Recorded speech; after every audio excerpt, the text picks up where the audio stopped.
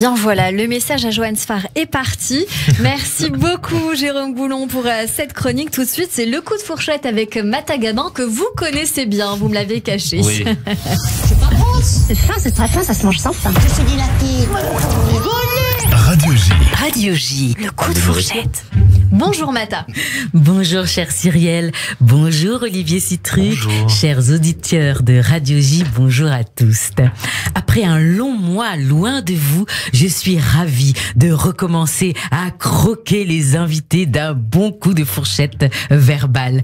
Tout cela m'a manqué. J'avais faim d'humour, j'avais la dalle de recherche de jeux de mots, j'avais l'estomac dans les talons des dédales de ma curiosité artistique. Ma page Wikipédia s'ennuyait de ne pas avoir mes allers-retours frénétiques entre la bio et les recettes du terroir des invités de Cyrielle. Mais allez hop, miam miam, je repasse à la table de la dégustation de culture et je reprends mon appétit, remets le couvert. Et quel cadeau, quelle surprise! Le plat du jour est aux petits oignons, c'est Olivier Citruc!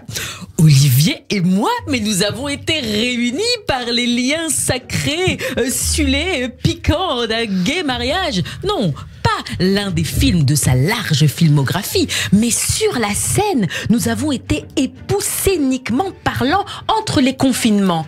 Et entre époux, on ne se cherchait pas un peu, mais quand même pas mal l'époux. Hein. Il y a eu une histoire de ratatouille entre nous, avec un petit peu trop de poivre, n'est-ce pas? Et je ne parle pas du petit rongeur qui sait faire la cuisine, qui sait faire ce plat du Sud, un mélange de légumes.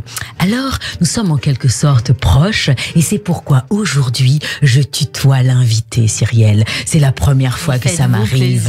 Et je fête ça, l'Echaim.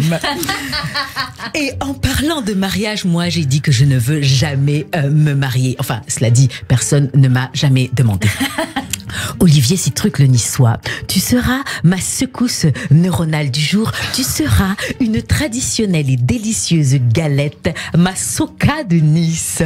Non pas la soca dance, cette chanson de Charles D. Lewis, chanteur originaire de la Barbade comme Riri. Hein, On a Riri, parlé lundi en plus. dont vous avez parlé lundi. Eh bien, ce n'est pas Riri, la dame enceinte, là, habillée en rouge, qui dansait sur des transpalettes entre ciel et terre. Non, mais bon, je m'égare de l'Ouest, ça n'existe pas. La soca, c'est un tube sorti en 1990, autant dire au siècle dernier, quand Olivier, tu avais tout juste 20 ans et tu prenais des cours au studio 34 en 1990, cette époque que les moins de Twitter ne peuvent pas connaître. Il y avait des téléphones fixes à cette saison, il y avait des saisons dans l'année, il y avait le tube de l'été, il y avait le slow de l'hiver. Dans les booms, hein, on dansait le slow qui consistait à se serrer debout l'un contre l'autre dans un mouvement d'une lenteur pouvant provoquer l'endormissement des danseurs parfois, mais simultanément le réveil des sens. Et pour la soca, l'idée était de se frotter dans un déhanché lascif tout à fait explicite sur une plage d'huile ensoleillée. C'est ça.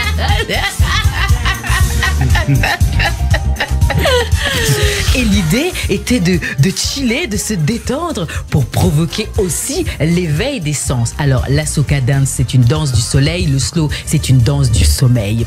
As-tu dansé le slow dans ta jeunesse, Olivier? T'en souviens-tu? Oui, tout à fait. Avec Barbara, peut-être? Avec Barbara, que j'embrassais Avant- pour la première fois. Mais oui, avant vrai. que ne tombe sur toi le coup de ciseau, le coup de trop, le coup qui a donné cette coupe de cheveux fatidique, qui a sonné l'heure du premier chagrin d'amour si jeune. Mais oui, j'ai scrollé sur la vie d'Olivier. Mais la soca de Nice dont il s'agit, elle fait danser les papilles gustatives et elle vous fait frémir de plaisir du gosier jusqu'aux orteils. Cette galette qui se déguste chaude, sortie juste de la cuisson, comme le ferait Johan dans 4 garçons pleins d'avenir et d'appétit aussi, d'appétit de vie.